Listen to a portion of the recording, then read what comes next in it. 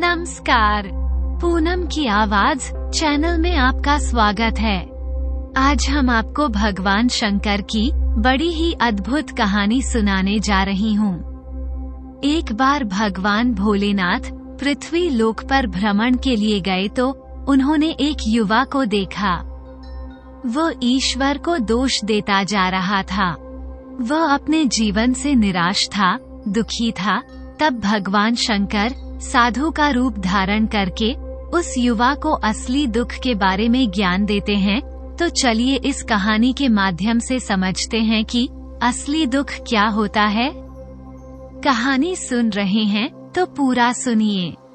इस कथा को आधा अधूरा छोड़कर जाने की गलती मत करिएगा, क्योंकि इस पवित्र कथा को पूरा सुनने से मनचाहे फल की प्राप्ति होगी।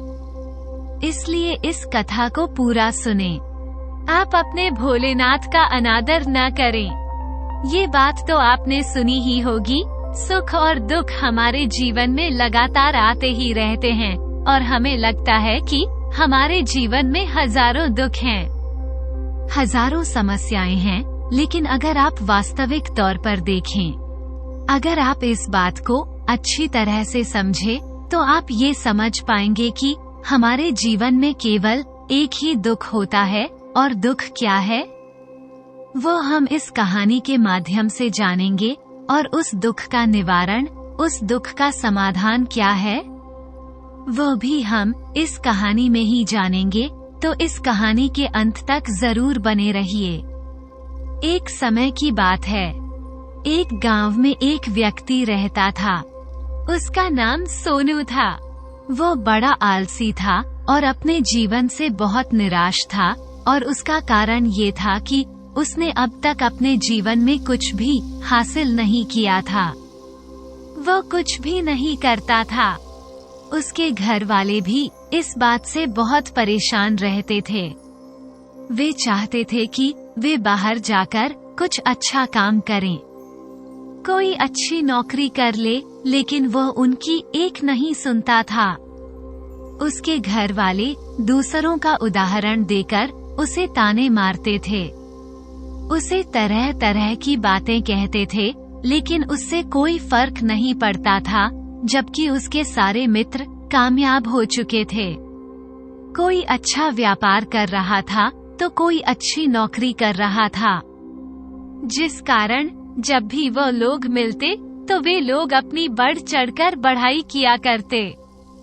लेकिन सोनू कुछ नहीं करता था, जिस कारण जब भी कोई उससे पूछता कि तुम क्या कर रहे हो, तो वो कुछ नहीं कह पाता।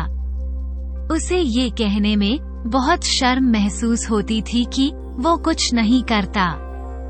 वो हमेशा सबसे केवल एक ही बात कहता था कि मैं कोशिश कर रहा हूँ, लेकिन उसकी कोशिश का कोई भी फल किसी को नजर नहीं आ रहा था। देखते ही देखते अब ऐसा समय आ चुका था कि सोनू सभी से मुंह छुपाता फिरता, ताकि कोई उससे यह न पूछे कि तुम क्या करते हो, जिस कारण वो कभी किसी के सामने भी नहीं आता था। धीरे धीरे उसका मन दुखी होने लगा था। वो बहुत निराशा रहने लगा था। उसे अब ऐसा प्रतीत होता था मानो वह इस धरती पर बोझ है, जिस कारण वह अपने आप को बहुत अकेला महसूस करता। एक दिन तो उसके मन में ये भी विचार उत्पन्न होने लगे कि मेरे हाथों में कुछ नहीं है तो मैं क्या कर सकता हूँ। अकेले बैठकर वह रोता रहा और भगवान को दोष देता रहा। एक दिन छुपता छुपाता वो घर से निकलकर कहीं जा रहा था। तभी उसने रास्ते में देखा कि एक साधु लोगों को प्रवचन दे रहे हैं और प्रवचन में वह दुख की बातें कर रहे हैं। सोनू कुछ देर के लिए अपना मुंह छुपाकर वहीं पर खड़ा हो गया, ताकि उसे कोई देख ना ले, और चुपचाप वो उन साधु की बातें सुन रहा था। साधु सभी को प्रवचन में कह रहे थे कि दुख हमारा सबसे बड़ा साथी है। हमें दुख अपने जीवन के बारे में समझाता है और हमें सही जीने का तरीका बताता है। ये हमारे गुरु की तरह है, जिससे हमें सीखना चाहिए। आप चाहे तो अपने जीवन में अपने दुखों को अपना गुरु बना सकते हैं और उससे सीख सकते हैं, या फिर आप चाहे तो अपने दुखों पर बैठकर रो सकते हैं, लेकिन इससे आपको कोई लाभ नहीं मिलेगा, बल्कि आप दिन ब दिन और कमजोर होते जाएंगे, निराश होते जाएंगे। सोनू छुप छुप कर उन साधु की यह सारी बातें सुन रहा था। जैसे ही उपदेश खत्म हुआ, वो उन साधु के पास पहुंचा। उन्हें प्रणाम करके वो कहता है, हे महात्मा, अभी आप कुछ देर पहले दुख को गुरु बता रहे थे। आप कह रहे थे कि दुखों से हमें सीखना चाहिए, हमें उन्हें अपना गुरु बनाना चाहिए। लेकिन मैं भी तो अपने दुखों से परेशान हूँ, अपने जीवन से परेशान हूँ। मैं अब तक जो दुख झेला हूँ, मुझे तो कभी ऐसा प्रतीत नहीं हुआ कि मेरे दुख मुझे कुछ सिखा रहे हैं, बल्कि मुझे तो हमेशा यही लगता है कि वो मुझे पीड़ा दे रहे हैं, तकलीफ दे रहे हैं। पर दुख की पीड़ा बहुत भयंकर होती है। ऐसा लगता है अब इसके बाद हमारा जीवन समाप्त हो जाएगा, इसके बाद हमें कुछ नहीं मिलने वाला, और यहाँ तक कि हमें मृत्यु भी उसके सामने कम लगती है। जब लोग ताने मारते हैं, जब लोग ये कहते हैं कि तुम क्या कर रहे हो, तो मन को बहुत ठेस पहुँचती है और मैं उनसे कुछ नहीं कह पाता।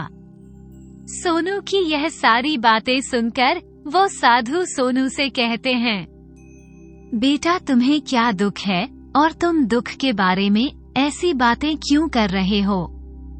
सोनू ने अपने ऊपर बीती हुई सारी बातें उन साधु को बता दी और कहने लगा है, महात्मा, क्या आपके पास मेरे दुख का कोई समाधान है।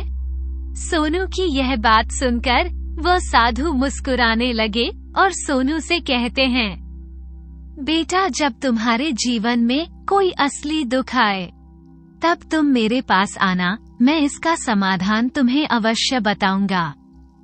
उन साधु की यह बात सुनकर सोनू थोड़ा सा अचरज में पड़ गया। उसे ये समझ नहीं आ रहा था कि क्या उसने अब तक जो दुख झेला है वो असली दुख नहीं है। उसने जो अब तक पीड़ाएं सही हैं, जो ताने सहे हैं, जो तकलीफें उठाई हैं, क्या वो असली दुख नहीं है। आगे वो मन ही मन अपने आप से कहता है कि जब मुझे मेरे अपने नहीं समझ पाए, तो ये साधु मुझे क्या समझेंगे। इतना सोचकर वो वहाँ से चला गया। सभी लोगों के ताने सुन सुनकर सोनू बहुत थक चुका था, तो बहुत निराश हो चुका था, जिस कारण उसने निर्णय लिया कि वो अब कुछ करके दिखाएगा। उसने अपने पिता से थोड़ा सा रुपया लिया और उस रुपये से उसने एक व्यापार शुरू किया। उसके पिता बहुत खुश थे कि कम से कम मेरा बेटा कुछ करने का प्रयास तो कर रहा है, लेकिन उसे व्यापार में कोई सफलता नहीं मिल रही थी, जिस कारण वो बहुत ही हताश हो चुका था। वो बहुत निराश हो चुका था। उसे ये समझ नहीं आ रहा था कि वो क्या करें, किस तरह से अपने व्यापार को आगे बढ़ाए। तभी उसके पिता ने उससे कहा, बेटा, कोई बात नहीं, इसी तरह से प्रयास करते रहो, आज नहीं तो कल सफलता अवश्य मिलेगी। सोनू ने अपने पिता की बात मानी और अपने व्यापार में और भी कड़ी मेहनत करने लगा। धीरे धीरे उसे सफलता मिलने लगी और फिर उसने रफ्तार पकड़ ली। देखते ही देखते केवल 3 सालों के अंदर वो एक बहुत बड़ा व्यापारी बन गया। अब उसके पास धन दौलत की कोई कमी नहीं थी। लोग जो उसे पहले नापसंद किया करते थे, अब उसे पसंद करते थे, उसकी चिंता करते थे, उसके कार्यों की सराहना करते थे। उसके माता पिता भी अब अपने बेटे से बहुत खुश थे और उसकी सफलता से वे अत्यंत प्रसन्न थे। धीरे धीरे सोनू के मित्रों की संख्या लगातार बढ़ती जा रही थी। सोनू के कुछ मित्रों ने उसे ये भी सलाह दी कि उसे अपना व्यापार और तेजी से बढ़ाना चाहिए, उसे और फैलाना चाहिए। जब तुम आज केवल इस नगर के सबसे बड़े व्यापारी हो, तब तुम इतना खुश हो। तुम्हारे साथ यह सारे लोग हैं। वहीं पर तुम सोचो कि जब तुम इस राज्य के सबसे बड़े व्यापारी बन जाओगे, तब तुम्हारे यहाँ पर लोगों की भीड़ लग जाएगी। लोग तुमसे मिलने के लिए समय निकालेंगे। यहाँ तक कि इस राज्य का राजा भी तुमसे मिलना चाहेगा, तुम्हारी तारीफ करेगा, और यदि कभी ऐसी जरूरत आन पड़ी तो वो तुमसे धन भी उधार लेने के लिए अवश्य आएगा। सोनू को अपने दोस्त की ये बात बहुत पसंद आई। सोनू ने सोचा कि मेरे मित्र सही कह रहे हैं, मुझे अपने व्यापार को और बढ़ाना चाहिए और फैलाना चाहिए। तभी तो हर कोई मेरे बारे में जान सकेगा, हर कोई मुझे पहचानेगा। उसने बिना देरी किए अपने समय को बिना गवाए अपने व्यापार में और मेहनत करने की। लेकिन अब की बार उसके मन में धैर्य नहीं था, जिस कारण उसने कुछ अनुचित कदम उठाए ताकि उसका व्यापार जल्दी से जल्दी और बड़ा हो जाए। उसने कई लोगों से अधिक मात्रा में धन उधार ले लिया, जिससे उसके ऊपर अब काफी ऋण हो चुका था। और इतना ही नहीं, वो यहाँ पर नहीं रुका। उसने अधिक से अधिक मुनाफा कमाने के चक्कर में अपने माल की गुणवत्ता को भी खराब कर दिया, जिससे अब उसके मॉल में वो बात नहीं रह गई थी जो पहले हुआ करती थी। लेकिन वह अपने मित्रों की बात सुनता रहा। जैसा उसके मित्र कहते थे वो वैसा ही करता चला जा रहा था। यहाँ तक कि उसने अपने व्यापार को और भी तीव्रता से बढ़ाने के लिए अपने दूसरे छोटे व्यापारियों के खिलाफ षड्यंत्र भी रचना शुरू कर दिए, जिस कारण उसके मन में अब पहले जैसा वो सुकून नहीं था। उसे अब रातों को नींद नहीं आती थी। वह केवल एक ही विचार में लगा रहता था कि किस तरह से उसका व्यापार पूरे राज्य में फैल जाएगा और वह इस राज्य का सबसे बड़ा व्यापारी बन जाएगा। जिस कारण वह दिन रात केवल इसी मेहनत में लगा रहता कि कैसे व्यापार जल्दी से जल्दी और बड़ा हो जाए। हालांकि उसके पास अब सब कुछ था, धन, दौलत, अच्छा घर, गाड़ियाँ, नौकर चाकर, सभी सुख सुविधा। लेकिन उसके बावजूद भी वो उन चीजों का लाभ नहीं उठा पा रहा था, क्योंकि उसका पूरा ध्यान केवल अपने व्यापार को और उन्नति पर ले जाना था। एक दिन सोनू अपने रथ पर बैठकर एक मार्ग से होकर गुजर रहा था। तभी रास्ते में उन्हें गुरु का आश्रम पड़ा। ये देखकर वह उन साधु के पास गया और साधु से कहने लगा है, हे महात्मा, आपने कहा था कि जब मेरे जीवन में कोई असली दुख आए तब मैं आपके पास आऊं। इस कारण मैं यहाँ पर आया हूँ। आज मैं बहुत दुखी हूँ। मैं रातों को सो नहीं पाता। मेरे पास सब कुछ होते हुए भी मैं उनका लुत्फ नहीं उठा पाता। उसने अपनी सारी बातें एक एक करके उन साधु को बता दी। तभी वह साधु सोनू से कहते हैं, बेटा, जब तुम पहली बार आए थे तब भी तुम बहुत दुखी थे, लेकिन तब तुमने अपने दुख से क्या सीखा था? इसके जवाब में सोनू उन साधु से कहता है, हे महात्मा, जब मैं अपने जीवन में कुछ नहीं कर पा रहा था तब मैंने अपने दुखों से यह सीखा था कि केवल सोचने मात्र से कुछ नहीं होगा। उसके लिए हमें कुछ करना भी पड़ेगा, और केवल कोई काम करना ही हमें सफल नहीं बनाता, बल्कि उस काम को उसके अंजाम तक पहुंचाना हमें सफल बनाता है। फिर चाहे रास्ता कैसा भी हो, फिर चाहे परिस्थितियां कैसी भी क्यों ना हो, फिर चाहे कितनी ही बाधाएं आपके रास्ते में क्यों ना आ जाए, चाहे ऐसा क्यों न लगने लगे कि अब आपके जीवन में कुछ नहीं बचा और आप कुछ नहीं कर सकते, तब भी हौसला बनाए रखो, उम्मीद ना छोड़े और अपने कार्य पर डटे रहो, ये सोचकर कि जब तक मैं अपने कार्य को सफल नहीं कर लेता, जब तक मैं अपने लक्ष्य तक नहीं पहुंच जाता, तब तक मैं इस कार्य को करता रहूंगा। मैं इस कार्य में अवश्य सफल होकर ही रहूंगा, जबकि बाकी लोग केवल सफल लोगों को महत्व देते हैं, उनके कर्मों को नहीं। सोनू की यह सारी बातें सुनकर वह साधु मुस्कुराने लगे और सोनू से कहते हैं, बेटा, जब तुम्हारे जीवन में असली दुख आए तब तुम मेरे पास आना, मैं तुम्हारी समस्या का समाधान अवश्य करूंगा। इतना कहकर वो साधु वहाँ से उठकर चले गए। सोनू एक बार फिर से उनकी यह बातें सुनकर आश्चर्यचकित रह गया। उसे अब ये समझ नहीं आ रहा था कि क्या उसने जो दुख देखा है, उसे जो तकलीफें अब तक सही है, क्या वो असली दुख नहीं है? उसके मन में अब एक सवाल उत्पन्न होने लगा कि असली दुख क्या है और इसकी पहचान क्या है, और मुझे कैसे पता चलेगा कि इस समय में असली दुख मैं हूँ। लेकिन उसने कुछ नहीं कहा, पर ये सब सोच ही रहा था कि तभी वो साधु सोनू के पास एक बड़ा सा घड़ा लेकर पहुंच जाते हैं। उस घड़े के अंदर सोने के सिक्के थे।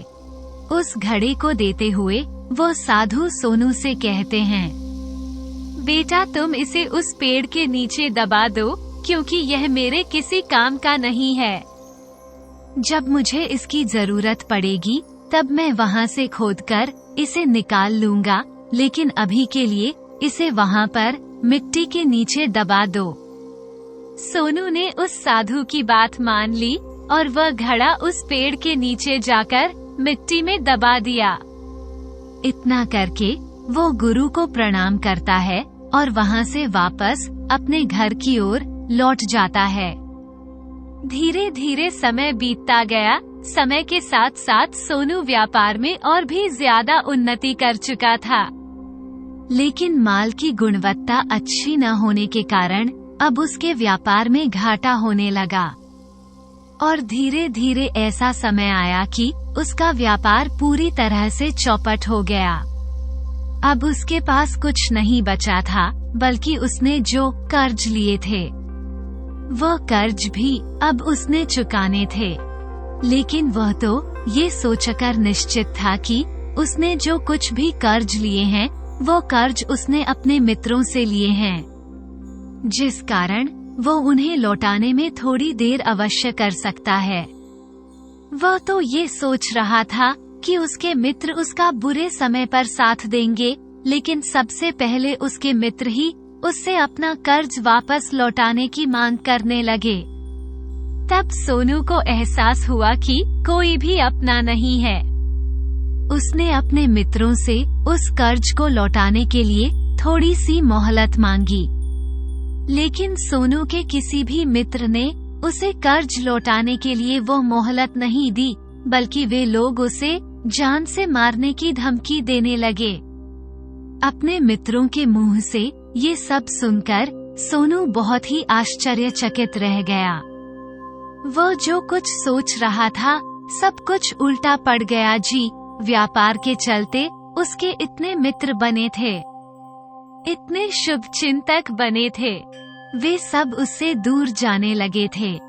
हर कोई उससे पीछा छुड़ाना चाहता था, कोई भी उसका साथ नहीं देना चाहता था। धीरे धीरे उसकी सारी संपत्ति नीलाम हो गई। अब उसके पास कुछ नहीं बचा था। वह सड़क पर आ चुका था। उसने हार मानकर अपने माता पिता से कहा, पिताजी मेरी मदद कीजिए, मेरे ऊपर बहुत ऋण है, मुझे उसे लौटाना है, कृपा करके मुझे थोड़ा सा धन दे दीजिए। इस पर सोनू के पिता ने सोनू से कहा, बेटा मेरे पास तो ले देकर बस यही एक छोटा सा घर है, अगर यह अभी मैं तुम्हें दे दूं, यदि मैं इसे भी बेच दूं, तो मैं और तुम्हारी माँ कहाँ रहेंगे? हमें भी दर दर की ठोकरें खानी पड़ेगी, हमें भी सड़कों पर भीख मांगनी पड़ेगी। ले देकर अब हमारे पास केवल यही संपत्ति बची है, इसलिए मैं तुमसे क्षमा मांगता हूँ।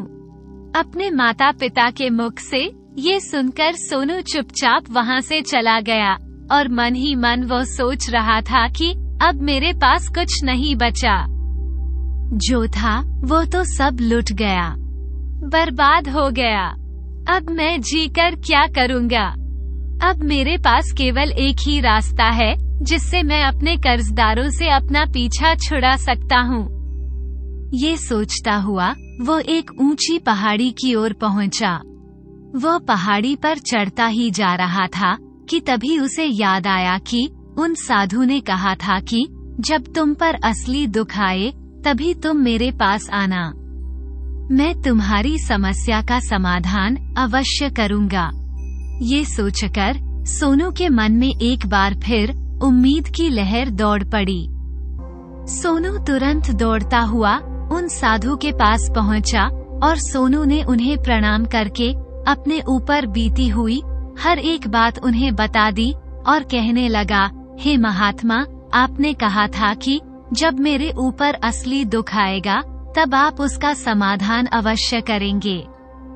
तभी वो साधु सोनू की इस बात को सुनकर मुस्कुराने लगे और कहते हैं, बेटा, कहाँ है असली दुख?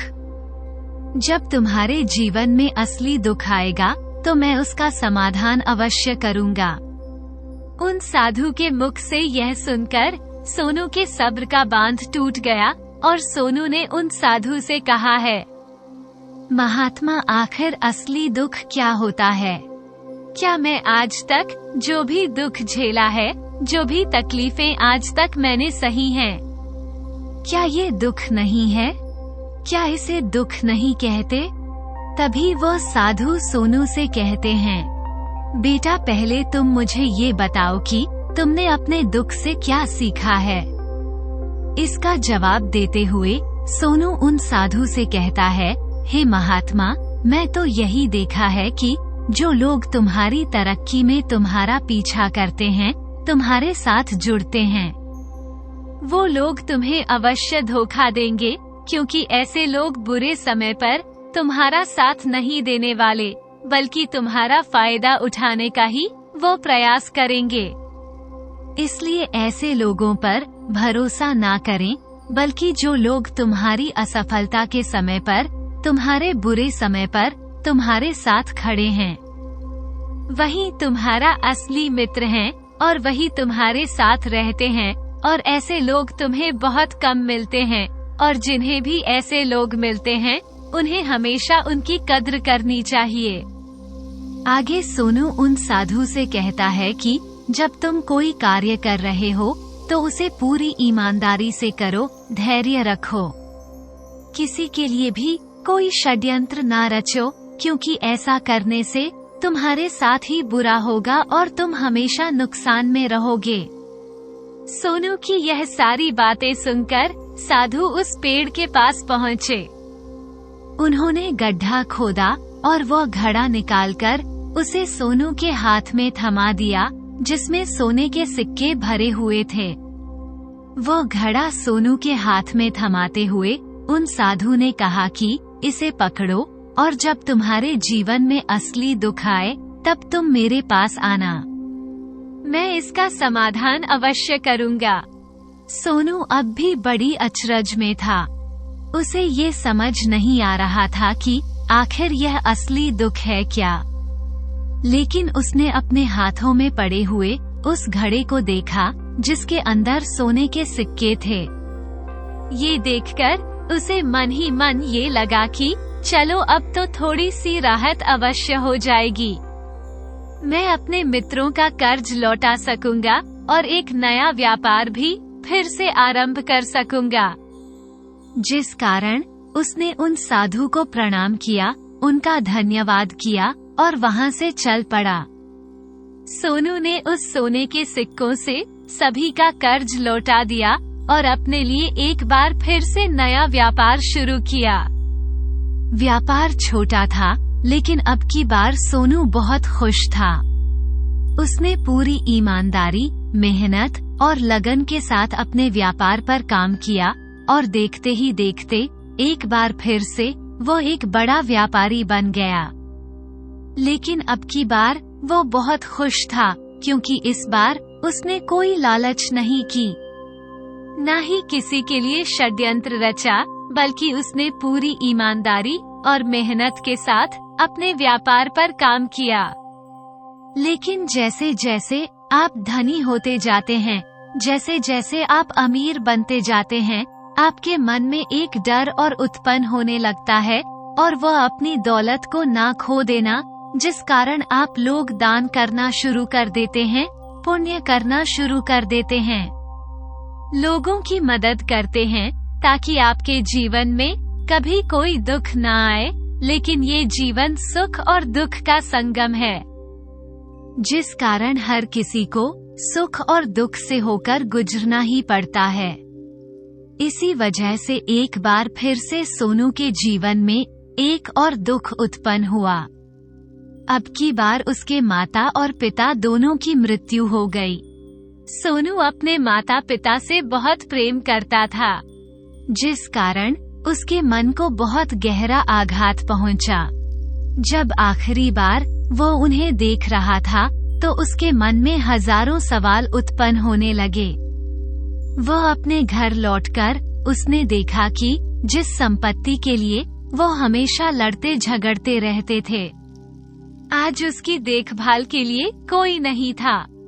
उसके माता पिता ने जो भी मेहनत की, जो भी अपने जीवन में इकट्ठा किया, सब यहीं रह गया। लेकिन अब सब कुछ खत्म हो चुका था, और सोनू का मन अब बहुत बेचैन हो रहा था। उसके मन में हजारों सवाल उत्पन्न हो रहे थे, और वह अपने आप को बहुत अकेला महसूस कर रहा था। उसे बहुत खाली सा महसूस हो रहा था। उसने इधर उधर देखा, लेकिन उसे कुछ समझ नहीं आया। तभी उसे उन साधु की याद आई। वे तुरंत ही भाग भाग उन साधु के पास पहुंचा। उसे देखते ही उन साधु ने सोनू से सवाल किया और कहा, क्या बात है बेटा, क्या कोई फिर से दुख आन पड़ा है? तभी सोनू ने कहा, नहीं गुरुदेव, अब तो सब ठीक है, लेकिन आज मेरे माता पिता की मृत्यु हो गई और मैं बहुत अकेला महसूस कर रहा हूँ। मैं बहुत दुखी महसूस कर रहा हूँ, जैसे कुछ खाली सा है, जैसे कुछ अकेलापन सा। तभी वो साधु सोनू से कहते हैं, बेटा इसमें दुखी होने वाली बात क्या है, ये तो जीवन है। एक दिन तो सभी को जाना है। यहाँ पर कोई भी रहने नहीं आया और ना ही कोई रहेगा। हम सब एक न एक दिन मृत्यु को प्राप्त हो ही जाएंगे, और मृत्यु कब आएगी ये किसी को नहीं पता। हो सकता है कि तुम्हारी मृत्यु कल ही हो जाएगी या फिर आज और अभी। ये सुनकर सोनू आश्चर्यचकित रह गया। उसने उन साधु से कहा, हे महाराज, आप ये क्या कह रहे हैं? मैं तो अभी जवान हूँ और मुझे तो अभी अपनी पूरी उम्र जीना है। मैं तो जीना चाहता हूँ, कुछ करना चाहता हूँ, और आप कह रहे हैं कि मैं कभी भी मृत्यु को प्राप्त हो सकता हूँ। इस पर वह साधु सोनू से कहते हैं, बंदे इस भ्रम में मत रहना कि मृत्यु केवल बूढ़े को आती है। बुओं के सामने तो उनके जवान बच्चे तक मर जाते हैं। मृत्यु कभी किसी की उम्र देखकर नहीं आती और ना ही किसी को बढ़ाकर आती है। उन साधु के मुख से यह सारी बातें सुनकर सोनू और भी ज्यादा बेचैन हो गया और वह चुपचाप वहां से चला गया। उसके मन का वह खालीपन अब भी वैसे ही था। वह भी अपने आप को बहुत अकेला महसूस कर रहा था। उसके बाद से उसका मन अपने व्यापार में भी नहीं लगता। जब भी वो कोई कार्य करता तो उसके मन में ढेर सारे प्रश्न उठने लगते हैं। वो क्या कर रहा है, क्यों कर रहा है, और उसने इस कार्य को क्यों किया? उसके मन में अब एक और प्रश्न उत्पन्न होने लगा था। क्या हम यहाँ पर केवल इसीलिए आते हैं कि इस जीवन को भोगे और एक दिन मृत्यु को प्राप्त हो जाए। वो ये समझ नहीं पा रहा था कि जीवन का असली मतलब क्या है।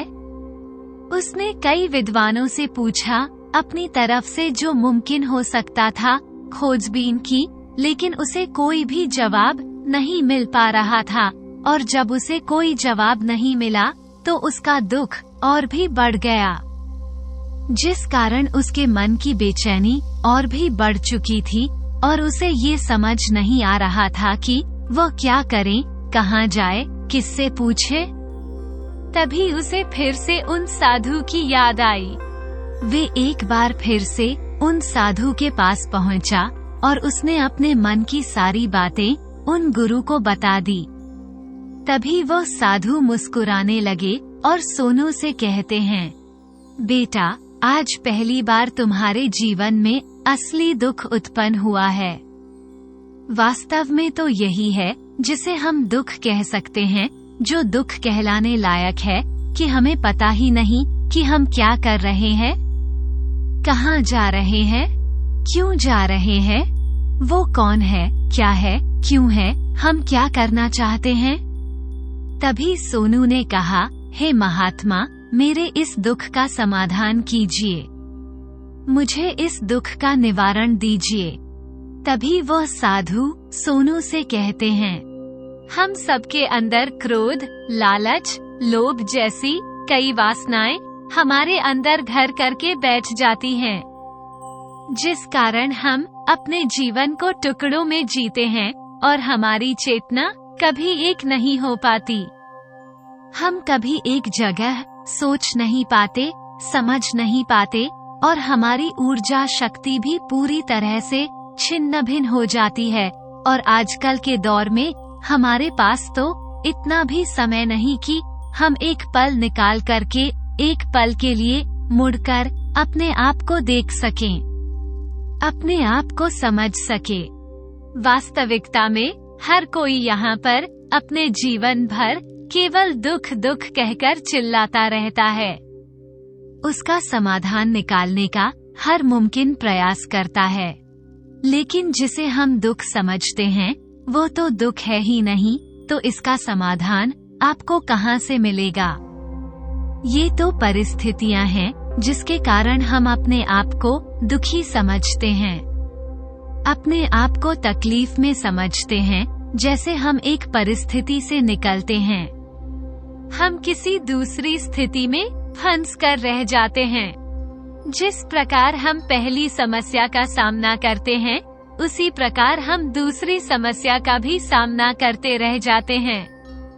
और जब हम इन परिस्थितियों से हार मान लेते हैं, जब हमें लगता है कि अब कोई रास्ता नहीं बचा, तब हमारे सामने हमें केवल एक ही रास्ता नजर आता है और वह है मृत्यु।